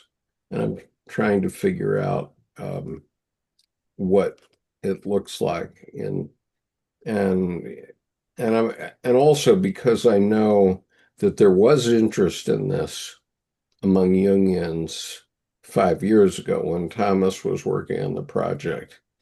And I'm terribly sorry that we lost Thomas to COVID, but anyway, it was a project that was near and dear to his heart. And so I'm trying to achieve something that approximates what Mm. he did. Okay. Gosh, and that would be lovely to finish that off for him as well, wouldn't it? Right. And, It. you know, I can't really go into why I never physically met Thomas, but he and I had a certain relationship that was very important to me. And I interviewed him, and the interview is there's several interviews, I guess, but at least one that's on the YouTube channel. And so anyway, that I want to carry the project through as much as I can to that point, if it's possible. And I like the guy from Greystorm Studios who's done these other books, like the Red Book that you saw. that he did for me and Debbie, and I gave one to Colleen as well. And yeah, let me see. I may just, as long as I have you here, I'll just bring up his website quickly because I want to show you the new one that I got. Shop all notebooks. Here it is. Great. Okay, but these are either I think B4 or B5. And so it's these hardcover notebooks. It's A5 and B5. So I got B5, which is the larger size. Um, and they're handmade. And I just got one exactly like this yesterday. And I gave one to Tim to consider to use as part of our research into what paper to use and that sort of thing. But Myberg, who did this, calls this Mars, and I said, "Oh no, that's Jupiter for sure." But anyway, Yeah, um, got loads of moons. yeah. So anyway, but he does. I mean, if you go to Greystorm, you can shop there, and he's got 50 or 60 different choices there, and he does a beautiful job. And so I'm using those books as sort of a preliminary primer to what I want to do for the big one. Um, and I also want to get a really good flex pen, and I know who makes them. It's Mont Blanc, but they cost $1,100, so I have to So there's a decide. company called Tom's Studio that does beautiful pens, nothing like the Mont Blanc cost, but Mhm. they do some lovely inks as well. And I know they sell Japanese kind of ink flow pens that with a what do they call it? A bladder that you can fill up from a bottle. It's TOM apostrophe S. Tom's, yeah, TOM apostrophe S studio. And if you just put Tom's Studio in pen and ink, it'll come up. Okay. Oh, and there's another one as well that I really like. I've forgotten the All right. name of Tom's And Studio. is this in the US or the UK? think it, well, I think he's in UK. Yeah.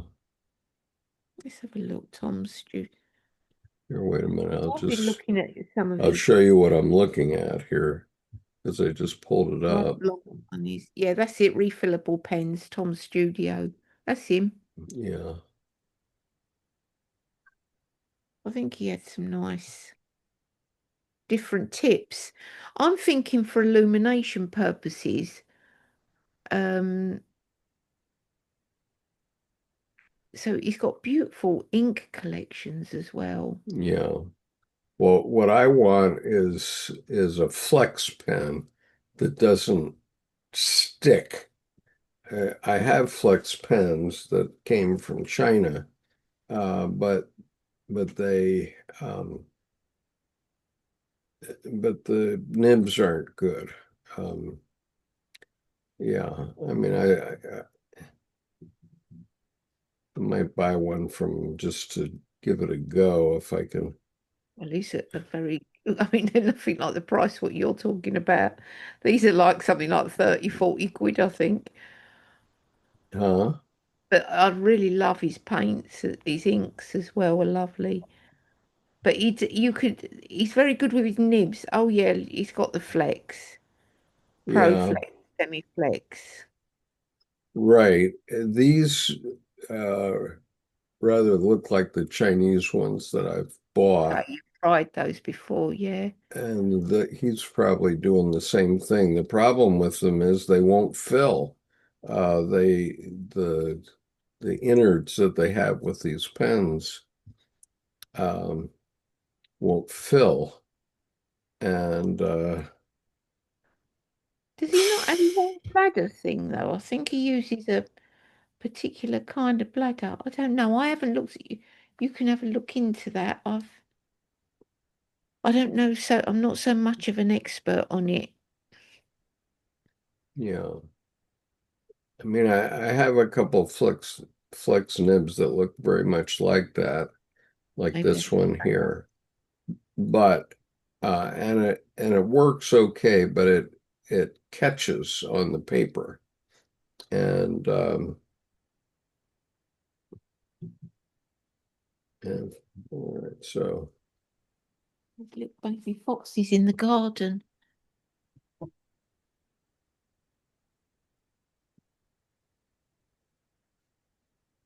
yeah. Well, I might look into this. But I might try one just yeah, because this is only $45. That's what I was thinking, Skip. At some point, I'm going to try one of these Tom Studios pens just to Yeah. see how they go. I haven't looked at all of the ones he's got yet, but I think I will try one at some point. Yeah, I'm sure I will certainly try one, uh but it's I'm not, for $45, I'm not expecting very much. The Mont Blanc nib I actually tested in a Mont Blanc shop several years ago, 4 or 5 years ago, and it was wonderful. But I couldn't afford it at the time. And now, did I tell you about the glasses I was looking at that have a hearing aid in the glasses? Well, I had bought a pair, they're called nuance glasses, and you don't put anything in your ear. You just wear the glasses, and it's supposed to cut out background noise and stuff. And I paid $1,300 for that frame, but it didn't work, and I took it back finally. For me, it didn't work anyway. Uh, and So I just decided to back out of that. Debbie loves her Meta glasses from Ray-Ban that take pictures and they take little videos and stuff. Um, Wow. but those are much cheaper. They're like $400, and you can then put your own lenses in them. Um, but these hearing aid glasses were 1,400, and I had purchased a pair, and then I was testing them all through the last month, and it just fell apart. It wasn't successful, so I took them back and got my money back. So now I can afford to buy a Mont Blanc pen. It'll last a lifetime. Which I may do. But anyway, I've got to go, so Okay. I'll see you Well, next week, and See you we'll next week, talk yeah. about some of these issues yeah. again. Bye, Yeah. Thank you Penelope. very Bye, much. Ava. Take Bye, care, Penelope. Eva. Good Bye, night. Ava. Night, night, Bye. night, night, Mary. Bye, Angie. Bye bye. Yeah, bye-bye.